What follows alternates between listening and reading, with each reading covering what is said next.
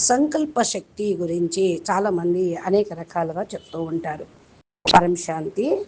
బాపూజీ దశరథభాయ్ పటేల్ తెలుగు ఛానల్కు స్వాగతం. ఈరోజు మనం సాక్షి బెహన్ ద్వారా ఏదైతే చెప్తూ ఉన్నారో సంకల్ప శక్తి స్వతంత్రమైనటువంటి కోరిక మరియు చైతన్యం యొక్క దిశను సనాతన ధర్మంలో ఒక చాలా లోతైనటువంటి సిద్ధాంతం గురించి చెప్తూ ఉన్నారు. ఎప్పుడైనా సంకల్ప శక్తి అంటే సదా నిష్పక్షంగా ఉండేది. దానికి దిశ మన యొక్క సంకల్పం ఇస్తూ ఉంటుంది. కేవలం ఆధ్యాత్మిక విషయం కాదు, చైతన్యం యొక్క నియమము, శక్తి యొక్క నిక్షిప్తం యొక్క స్వభావము భగవద్గీతలో పరమాత్మ కూడా చెప్పారు. ప్రకృతి మన యొక్క మనకు ఊర్జాన్ని ఇస్తూ ఉంటుంది, అంటే శక్తిని ఇస్తుంది అంటుంది. కానీ దాని ఉపయోగం ఎలా ఉపయోగించాలి అంటే జీవుడు స్వతంత్రంగా కోరిక మీద నిర్భరై ఉంటాడు. శక్తి అదంతటా అదే ఉంటూ ఉంటుంది. అయితే ఇదంత చెడ్డదేమీ కాదు.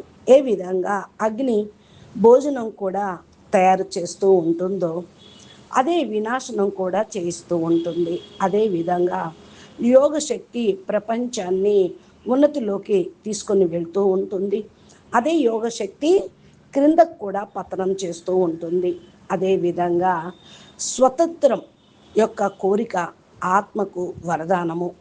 ప్రతి ఒక్క ఆత్మ దగ్గర సంకల్పం చేసేటువంటి శక్తి అయితే ఉంటుంది.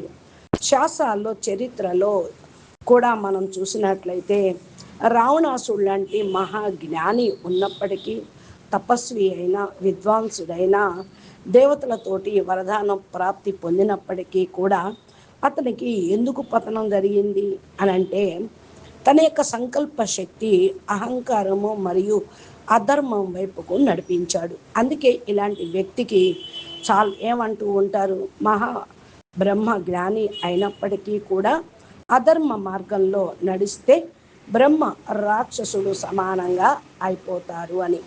ఇక నెక్స్ట్ పాయింట్, మనము ఇక్కడ ఇంకో విషయాన్ని ఆలోచించవచ్చు. ఒక నకారాత్మక వ్యక్తి యొక్క ప్రభావము ఎంత అధికంగా ఎందుకు ఉంటుంది? పాజిటివ్ ఉన్న వాళ్ళకి శక్తి తక్కువ ఉంటుంది, నెగిటివ్ వ్యక్తికి వాటి యొక్క ప్రభావము ఎందుకు ఎక్కువ ఉంటుంది అంటే దీన్ని చాలా లోతుగా ఆలోచించినట్లయితే నకారాత్మక వ్యక్తి కూడా ప్రపంచాన్ని ప్రభావితం చేయగలరు. దీని గురించి చాలా ఎగ్జాంపుల్స్ ఉన్నాయి. ఇప్పుడు చూడండి, ఎవరి మనసు అయితే ఏకాగ్రం అవుతూ ఉంటుందో, ఏకాగ్రతగా ఉంటుందో వారి యొక్క సంకల్ప శక్తి తీవ్రంగా పనిచేస్తూ ఉంటుంది. వారి లోపల ఏ ద్వంద్వత్వము, కన్ఫ్యూజన్ అనేది ఉండదు.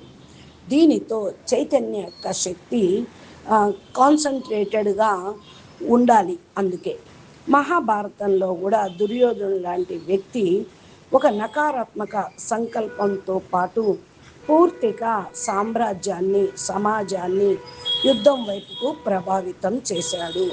అంటే నెగిటివ్ సంకల్పం కూడా ఎలా పనిచేస్తుంది అనేది ఆలోచించండి.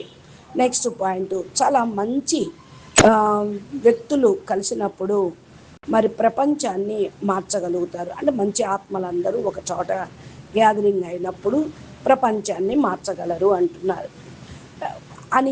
అంటూ ఉంటారు. దీనికి సమాధానం ఏమిటి అంటే అందరూ అడుగుతూ ఉంటారు, చేయగలరా అని.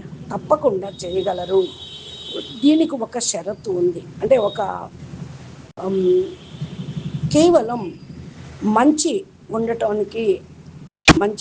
అని కాదు, సంకల్పం యొక్క కలయిక, అందరూ యూనిటీగా, అందరూ ఒకే సంకల్పం ఒకే సమయంలో పాజిటివ్గా చేసినట్లయితే అది స్థిరంగా ఉంటుంది. చాలామంది ప్రజలు సకారాత్మక ఆలోచనలు అప్పుడప్పుడు చేస్తూ ఉంటారు, అప్పుడప్పుడు ఒకసారి చెయ్యరు. ఎందుకని సందేహం మీకు వస్తూ ఉంటుంది అంటే ఒక దిశలో దీన్ని ఆలోచించాలి. అందుకే దాని యొక్క ఊర్జ అటు ఇటు పోతూ ఉంటుంది. సామూహిక చైతన్యం యొక్క శక్తి సమానత సనాతన ధర్మంలో స్పష్టంగా కనపడుతూ ఉంటుంది. మరి ప్రజలందరూ ఒక్క తాటిగా ఒక్కసారి కలిసి ఒకే సమయంలో ఒకే చోట కానీ అనేక స్థానాల్లో ఒకే చోట ఒకే సంకల్పం అందరూ చేయగలిగితే, వాళ్ళు కనెక్ట్ అవ్వగలిగితే ఆ శక్తి చైతన్యము క్షేత్రంగా తయారవుతుంది. ఎలక్ట్రోమాగ్నెటిక్ ఫీల్డ్ లాగా పనిచేస్తూ ఉంటుంది. యజ్ఞం సామూహిక రూపంలో చేసినట్లయితే ఋషి ఒక అందరూ కలిసి ఒకేసారి తపస్సు చేసినట్లయితే, మంత్రాలు సామూహికంగా జపం చేసినట్లయితే, భగవద్గీతను కూడా జపం చదివినట్లయితే, అనుకుని దీంట్లో భగవద్గీతలో కూడా పరమాత్మ ఇదే చెప్పారు, ఎప్పుడెప్పుడైతే ధర్మ గ్లాని జరుగుతుందో అప్పుడు నేను ప్రకటితం అవుతాను అని. ప్రకటితం అవటం అంటే కేవలం అవతార రూపంలో అని కాదు, సామూహిక చైతన్యం జాగరణ రూపంలో కూడా కావచ్చు అని దీని యొక్క అర్థము ఉంటుంది. ఇకపోతే అసలు యుద్ధం ఎక్కడ జరుగుతుంది అని అంటే, శాస్త్రాల్లో మనం అంతిమంలో ఈ విషయాన్ని గ్రహించవచ్చు. అసలు యుద్ధం బయట కాదు, అసలు యుద్ధం లోపలే జరుగుతూ ఉంటుంది. ఏ విధంగా మహాభారతం యొక్క కురుక్షేత్రం అని మనం యుద్ధం జరిగింది కురుక్షేత్రంలో అంటూ ఉంటారు.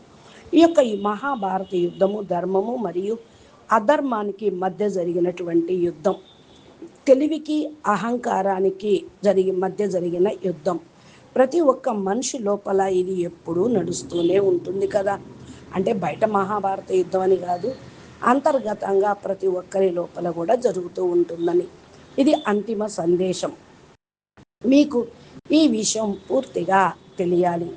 ఒకవేళ నకారాత్మక సంకల్పాలు శక్తిశాలి ప్రపంచాన్ని కూడా ప్రభావితం చేస్తాయా అనే డౌట్ రావచ్చు. తప్పకుండా చేస్తాయి. చాలామంది శుద్ధమైన స్థిరమైనటువంటి స్థితిలో కలిసినప్పుడు సంకల్పం ప్రపంచాన్ని ఆ యొక్క సంకల్పం మేము మార్చేస్తుంది. ఇది ఎందుకు అవసరము అంటే, స్థిరత్వం వస్తుంది, స్పష్టత వస్తుంది, ఏకాగ్రతతోటి అంటూ ఉంటారు. ఇక్కడ ఏమంటూ ఉంటారు, ఇంపాక్ట్ శక్తి అందరి దగ్గర ఉంటుంది, కానీ ప్రపంచాన్ని మార్చగలిగేవాడు ఎవరైతే సంకల్పంలో స్థిరత్వం, శుద్ధత్వం, నిస్వార్థం, శుభ సంకల్పం, పాజిటివ్ సంకల్పాలు, విశ్వ కళ్యాణం కోసం, విశ్వ పరివర్తన కోసం అని శుభం కోసం చేసినట్లయితే తప్పకుండా ప్రపంచాన్ని మార్చగలుగుతుంది అని అంటూ ఉన్నారు.